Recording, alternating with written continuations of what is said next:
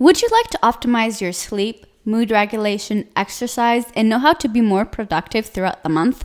If so, then this video is for you. Today, we will learn to work with our cycle instead of against it.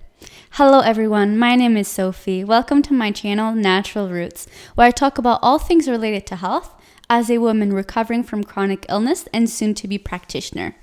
Before we start, I need to say this disclaimer.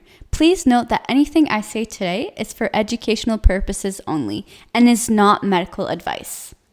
Periods. I know, they're not fun. But today we will learn how to use our cycle and how to work with our cycle instead of against it. As I mentioned, we can improve exercise, mood regulation, energy, and being more productive at work, at home, or in whatever project you're invested in by following the natural flow of our hormones throughout the month. Our body goes through 4 different stages, which we symbolically refer to winter, spring, summer, and fall. But first, we need to understand how our hormones fluctuate throughout the month, because I can just be telling you this and you're like, I don't know what she's talking about. So let's take a look at this graph right here. So here we see in this graph that there's only 2 phases, the follicular phase and the luteal phase. But we can actually divide those into 4. So 2 in the follicular phase and 2 in the luteal phase. So the first phase is obviously your period, where we see here that your hormones are at their lowest. And then we see a slight spike after about a week, just before ovulation in your hormones. After ovulation, we also see a rise in progesterone and estrogen right before your next period. So if we look at this graph, we can see that our hormones fluctuate a lot throughout a 28-day period, so the length of your cycle. So we cannot be expected to function, to have the same level of energy, or to even be productive like we are every single day. Men actually go through a 24-hour kind of cycle, which their testosterone rises in the morning and falls at night. So we actually compare the men's cycle to the sun and the women's cycle at the moon, because the moon actually fluctuates and have different phases throughout the month, rather than the sun always comes every day as it is every single day. We can't operate the same way that men do. And this is why it is so important to understand our bodies and live in harmony with our hormones, because we cannot change our biology. We cannot change the way we were made. Instead, we need to embrace our femininity, embrace being a woman, and actually work with our cycle, because your cycle is not only when you have your period. As we saw in the graph, we see that our hormones fluctuate throughout our whole 28-day cycle. So from the first day of your period up to the day before your next period. And learning the different parts of our cycle can help us live a better and healthier life. So the first phase, the winter phase, is from day 1 up until around day 6. So your period. This, obviously, if we think about winter, we think of a time of rest, of a time to slow down, to embrace, to go inwards, to be less social, be less active, prioritize rest and sleep. And this is exactly how you should treat the first week of your cycle, of your menstrual cycle. You should be going more inwards. You should be being less social. You should reflect upon your last month and see what needs to be changed, what needs to be improved, and take this time really to be with yourself, connect with yourself. It's not a time to pack your week with as many activities as possible. It's a time to take some rest, prioritize yourself, self-care. And if you have a partner or a husband or any other support around you, try to have them take more of the load on these days as to prioritize yourself and to be able to actually do the job that your body is trying to do, which is menstruation. Society has shamed women or has portrayed women as being crazy or as being emotional while on their period. And yes, women may be more emotional during this time, but that doesn't mean that they're crazy. Being on your period is actually maybe a time for you to reflect. Maybe you've been pushing down some emotion, or you haven't been able to express yourself as much as you would like. And being more vulnerable in this state helps your body actually process these emotions. So you see how your perspective changes everything. You can see as yourself being more emotional and this is something bad, or you can see yourself as actually being able to feel the emotions. Because as we know now, we actually need to feel the emotions. We can't just keep pushing them down, because this is not good for our spiritual or emotional or physical state when we don't actually feel the emotions that we are feeling. Remember, you are not meant to operate like a man. As we saw, men and women have a very different fluctuation of hormone. Don't try to be Miss Independent and do everything by yourself if you have the ability to lean upon others to help you and to support you.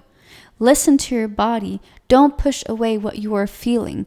Prioritize yourself and self-care during this week. Phase 2, spring. This is typically around day 7 to day 13, so right before ovulation. And as the name implies, spring is a time to come back to life, to feel like yourself again, to want to take on new projects, to want to be more outwards, to want to be more giving to others. As if you properly took rest during your menstruation cycle, if you properly took rest during your menstrual week, you will feel more energized slowly, you will have less brain fog, you will actually want to take the projects that you've been taking on and work on them. Physically, you'll notice your skin being brighter, being clearer, because your estrogen is slowly rising up again. You'll want to connect more with others, go out with friends. This is a great time to plan ahead for the next week upcoming, your summer phase, which you'll be at the peak of energy. This is a time to slowly get the ball rolling again and feel like yourself. You'll notice that you will have more energy. You'll be able to work out more at the gym. This is a time to up your workout and to go harder. As opposite, when you are on your menstrual week, this is the time for slow and gentle exercise, as you are not wanting to push your body too much. But springtime, it's the time to kicking up a gear and being able to exercise more intensely. This is also a great time to start implementing new habits. As in the winter phase, you are feeling tired, lethargic, you are not feeling like yourself. But spring is a wonderful time to start implementing new habits that you want to implement, that you decided you want to implement in your winter phase. Because you actually have the energy, you have the ability to think, you are actually able to do the things you want to do. Phase 3, your summer phase. This is around day 14 to day 20. So on ovulation up until day 20. This is the time of the month where you'll feel the more energized, the most happy, the most outwards. You'll want to spend time with your friends, spend time with your partner, spend time with your kids. This is a great time to give and to really push yourself, to give it your all, because this is the time of the month where your body is able to support that, both emotionally, physically, and spiritually. Your estrogen actually peaks and offers a strong protection around mental, physical, and emotional pain.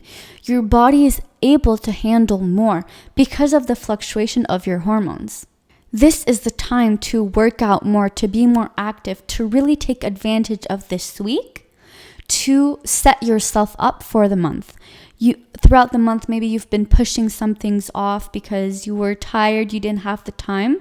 But during this phase, this is really the time to accomplish everything you want to do or everything that you've been putting on the back burner for the month. And finally, phase 4, the fall. This is around day 21 to day 27. And this is the time where your body is preparing for your menstrual cycle. So unlike the summer phase where you were very energetic, very outwards, you will slowly start to feel more inwards. You will have a bit less energy because your body is really preparing and putting all its energy into preparing your body for your menstrual cycle. As the time goes on, you will feel yourself more emotional, less physically active.